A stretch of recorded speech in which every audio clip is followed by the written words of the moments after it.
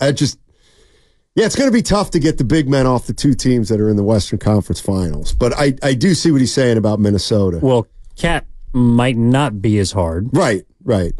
I don't know if the Warriors would be able to make that work, but I mean, if you're Minnesota, don't you want to move Gobert rather than Karl Anthony Towns? If you could? You could. If you're the Warriors, would you be interested in Rudy Gobert? But who are you going to get more for? And I think Cat's under contract for more. So, ideally you'd like to keep, I think, Ann and Cat together.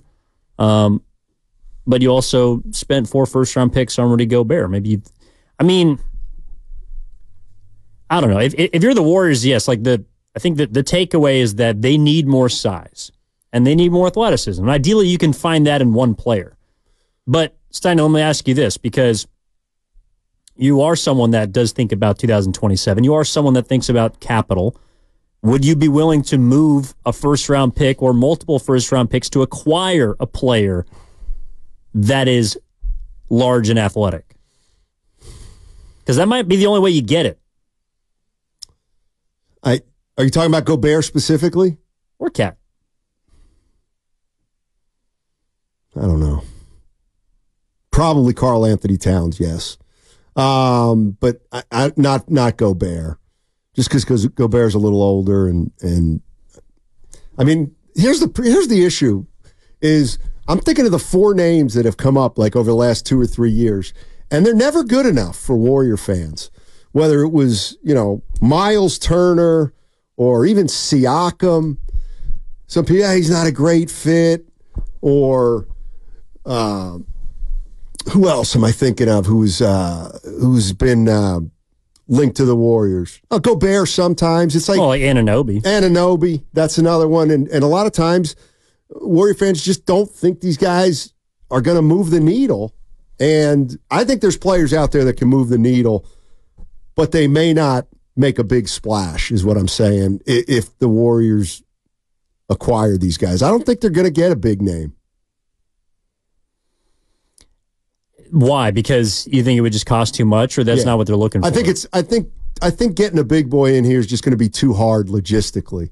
Like, I think the Warriors might go shopping and they might have some great names involved, but I think it's going to be tough for them to do it and accomplish all their financial needs also. Because remember, they still got to try to they got to start getting off some payroll. Well, that's why I think that they should look inward. I mean, that's why I do think that these younger players they have need to be empowered. Again, if Brandon Podziemski is a first-team all-rookie selection, I think Trace Jackson-Davis missed the second team by 1 vote or a couple votes. You got 2 rookies that you've hit on. I know they might not be all NBA or all pros yet, but you hit on them. They helped you their first season. I think they can help you next season. I think they can get better from now until then. And you pair that with the 3rd or 4th year leaps that Jonathan Kuminga and Moses Moody can make. Well, then you might have something, because young players have come out of nowhere in recent memory to help teams get either into the postseason or deep into the postseason. I don't think the Warriors are in a position where they should give up on their young guys. And it's not just because they're young and the older players are declining. It's because they might be able to find something in them. Yeah, I mean, you've got to. I think you got to wait and see what these young players do for you if you're the Warriors. I mean, okay, Podziemski just made the first team all rookie team. Like that's a nice get by Mike Dunleavy, and Trace Jackson-Davis was a nice get by Mike Dunleavy. Now, are they role players? Are they rotation players? Are they starters? Are they stars? Are they superstars? I don't know the answer to those questions, but the reason I'm not moving any of those guys right now is because we have Steph. This is what I mean. We have Steph Curry for 2 more years here, and then we'll figure out if he's going to play any longer. When you say build around Steph Curry, what I hear is we're going to move our young players and try to come in here with a couple veterans and put us over the top. again, or back into contention. Let's just put it that way. And I would rather see the Warriors. Steph Curry is still the best player on this team. And I would like to see the team being built around Curry are the four guys that are on the team right now: Moody, Kuminga, Trace Jackson-Davis, and Podziemski. Let them play with Steph for another year. Let them have bigger roles, and then Steph will gradually decline. Then at that point, that's when you go looking for your next star. Like in a year or two, when these young guys are maybe a year or two older and ready, and then at that time, Steph is 38 years old and maybe coming off your salary cap, and then that's when you go get a new number one player, ideally through free agency if you can. And I think that's going to be tough. This is from Chubis on YouTube, donating $4.99. Thank you very much. To say, imagine the panic talk if the Warriors drafted another point guard when Steph was still in his prime. No way Halliburton was on their radar. Yeah, but at the time they had Jordan Poole, who they thought was going to be their next, the heir apparent or whatnot. So, and they chose to give up on him for various reasons. I think in hindsight, that was probably the correct choice for what direction they wanted to go. I think also, and it hangs over the head of every team, is this second apron. And I think it is why there is more hope for the Warriors than people are perceiving. It's because these teams are not going to be able to stay together for as long as we assume. You're not just going to keep rolling over contracts and money and just be able to mount the massive amount of tax allocation and just keep bands together the way they used to. That's the whole point of this rule, is so that a team cannot be built and remain together like the Golden State Warriors were. So that's going to apply to the Bostons, to the Minnesotas, to probably Denver's, to Denver, to Dallas. It is going to make it harder. It also means that there's going to be unforeseen options this summer or in future summers that the Warriors might be in on. People have talked about certain teams that got bounced from the first round or second round being not disbanded, but players moving around. There's going to be options. So I agree with you, Steiny. I don't think there's a big name that the Warriors are going to get, but I think that's just because when I see the lay of the land as it is right now, and we'll have a better view of it over the course of a month, I don't think there's an obvious big name out there for them to acquire right now that helps them get better. That doesn't mean in 3 weeks, after we start to hear breadcrumbs and hints and things trickle out from camps about who's disgruntled, who wants to be moved, who might want money that they can't afford in certain places, who might not be as valued around the league as we perceive them to be. That is when I think we can make more, informative decisions about what the Warriors should do. 888-957-9570 is the number. You want to jump in on some Warriors talk? We're trying to figure out where this team goes after watching the playoffs. We're down to the Final Four in the NBA, and have things become clearer about what you think about the Golden State Warriors and where they are right now in the pecking order? I'll tell you one thing that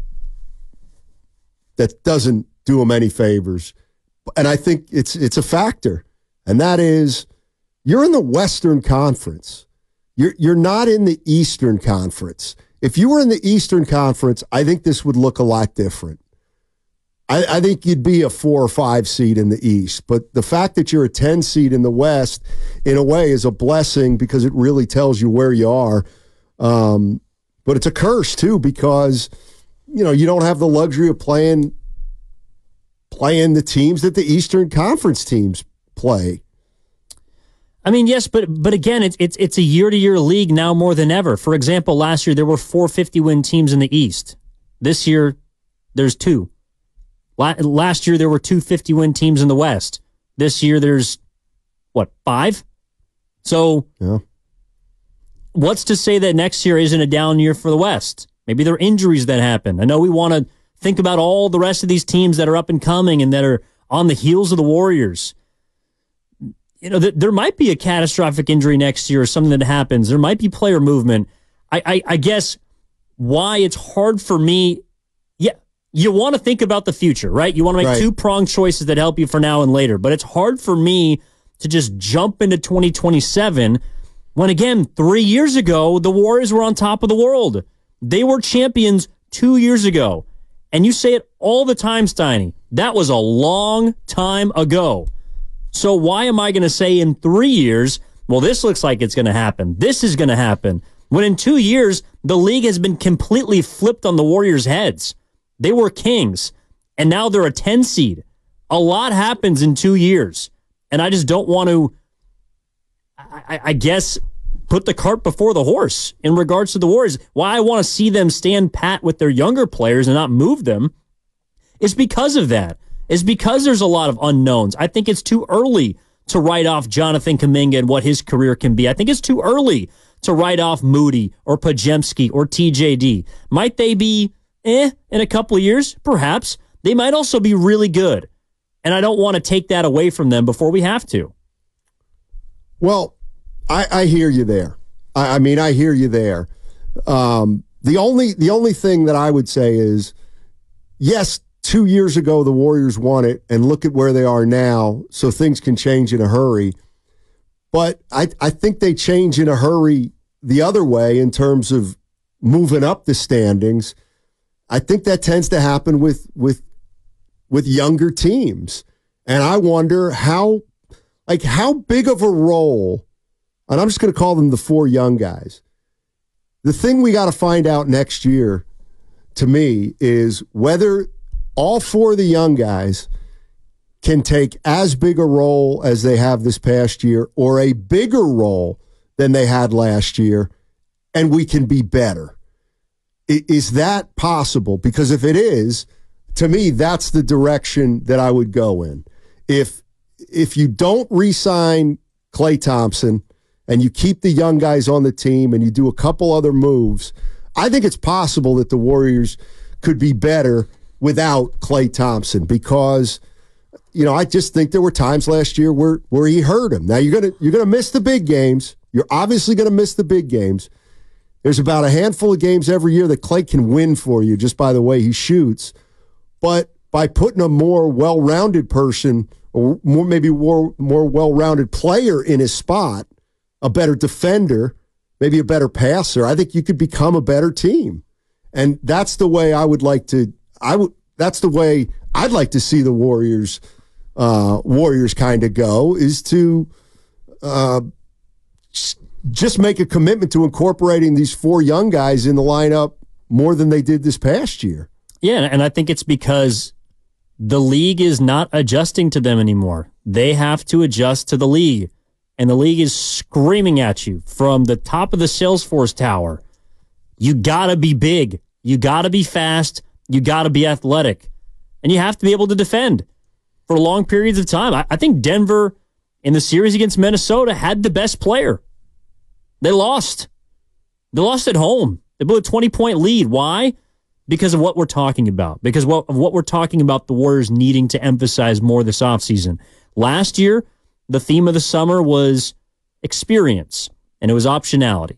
And I think the optionality part of their emphasis has set them up to make a couple of choices this summer that could help them, and that could free them off of certain guys, whether it's Klay, whether it's, Looney, whether it's Chris Paul.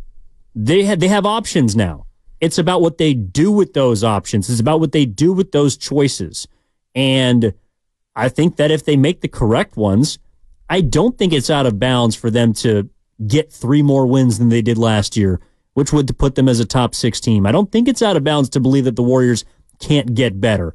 And I think you're right. That might mean asking Klay Thompson to walk and freeing up $40 million because at this point in his career, Klay Thompson's $43 million coming off the books might be more valuable to the Golden State Warriors than him being a 38% three-point shooter.